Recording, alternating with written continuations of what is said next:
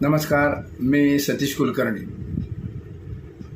14 सप्टेंबरला गणेश चतुर्थी आहे, चित्रा नक्षत्र आहे आणि या दिवशी श्रीपाद श्री वल्लभांचा जन्मदिवससुद्धा आहे. अनेकांच्या लक्षात आणून देण्यासाठी मी हा व्हिडिओ पूर्वी केला होता, कारण या दिवशी आपल्याला जे कलियुगाला तारक, कलियुगातील सोपा मार्ग, सिद्धमंगल स्तोत्र, 18 ओव्यांचं हे सिद्धमंगल स्तोत्र आहे, ते भाविकांनी जास्तीत जास्त म्हणावं आणि संकल्प पूर्ण करून आपण ते श्रीपाद श्री वल्लभांना पिठापूर येथे त्याची संख्या अर्पण करणार आहोत. जून पूर्ण आहे, जुलै पूर्ण आहे, ऑगस्ट पूर्ण आहे आणि त्यानंतर पुन्हा एक 8-10 दिवस आपल्याकडे आहेत. म्हणजे साधारण 100 दिवस अजूनही सिद्धमंगल स्तोत्राची सेवा भाविकांना करता येईल. सिद्धमंगल स्तोत्र श्रीपाद श्री वल्लभांचे आजोबा बापूनाचार्यनून यांनी तयार केलेलं आहे.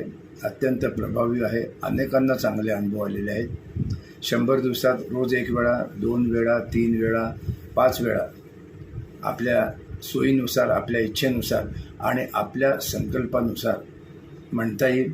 सकाळी, संध्याकाळी, रात्री झोपेपूर्वीसुद्धा श्रीपाद श्री वल्लभांच्या फोटोसमोर डोळे उघडे ठेवून जर आपण ही सेवा केली तर निश्चितच ती फलदायी होणार आहे. काय करावं, हे करावं, ते करावं, लोकांचा वेळ जातो. पण माझ्या लक्षात आलं की अजून 100 दिवस आहे आणि त्यानंतर पिठापूरला तुम्हाला काय अन्नदान, अभिषेक करायचं ते सगळं तुमच्या मर्जीवर आहे. कारण मी यावर्षी त्या दिवशी तिथं आहे, अगोदर 2 दिवस आहे, नंतर 2 दिवस आहे.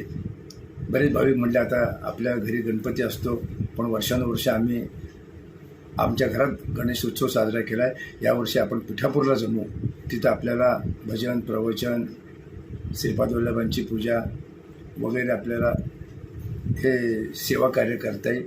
मी त्यांना होकार दिला आहे. हो, आता किती भाविक येत आहेत, पण ज्या भाविकांना येणं शक्य नाही त्यांनी मात्र 10 सप्टेंबरपर्यंत आपलं पूर्ण नाव, पूर्ण पत्ता, मोबाईल एका कागदावर लिहून त्याचा फोटो किंवा पत्ता पाठवावा.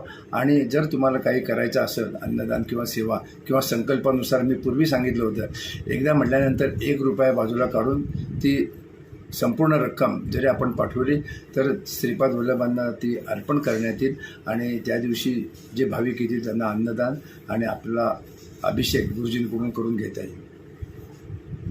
सेवा मनापासून केली तर फार सोपी आहे. जर काहीच करायचं नसलं तर त्याला कारणं पण भरपूर आहेत. पण अलीकडं मी जेव्हा सोप्या सेवा सांगतो की जिथं खर्च नाही, जिथं अवडंबर नाही, फक्त तुमचा भाव महत्त्वाचा आहे, त्या भावनात्मक दृष्टीनेच आपण सेवा केली तर आपल्यालाही आनंद होतो. 14 सप्टेंबरला श्रीपाद वल्लभांचा जन्मदिवस आहे. या कलियुगाचे तारक श्रीपाद वल्लभ असल्यामुळं त्यांना जर आपण शरण गेलो आणि त्यांचं नामस्मरण केलं तर आपल्याला खूप फलदायी आहे. त्या दिवशी काय सेवा करायची त्याच्या अगोदर मी 8-10 दिवस पुन्हा कोणता अध्याय किंवा आणखी काही नवीन सुचलं, श्रीपादांनी सुचवलं तर ती सेवा मी भक्तांच्या कानावर घालेल. हे मला आठवलं, कारण मागे एकदा व्हिडिओ केला, त्याला जवळ 2 महिने होऊन गेले. आता फक्त 100 दिवस राहिले.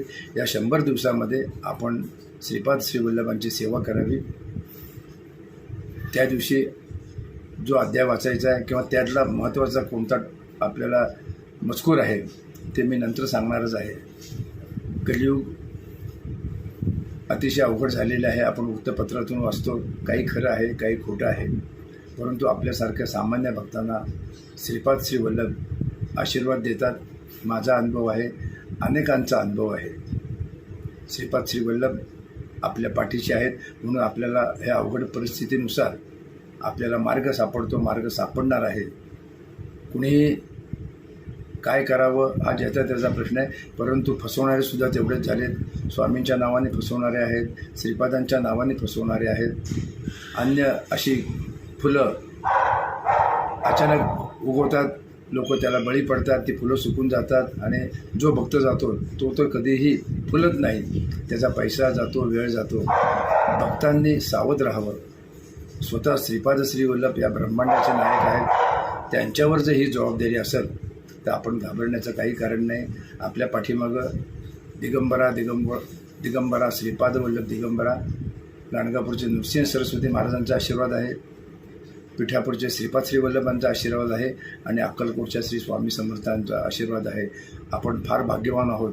आपल्या या पिढीला, मागच्या पिढीला आणि पुढच्या पिढीला या तिघांचा आशीर्वाद प्राप्त होणार आहे. त्यामुळं आपल्या 3 पिढ्याचं तरी खासपणे सांगता येतं की आपल्याला यांच्या आशीर्वादामुळे काही त्रास होणार नाही, काही संकट येणार नाही आणि यदाकदाचित पूर्व कर्मानुसार आलं तरी ही तिघं आपल्या पाठीशी असल्यामुळं आपल्याला त्यात सौम्यता जाणवेल, ती जाणावी.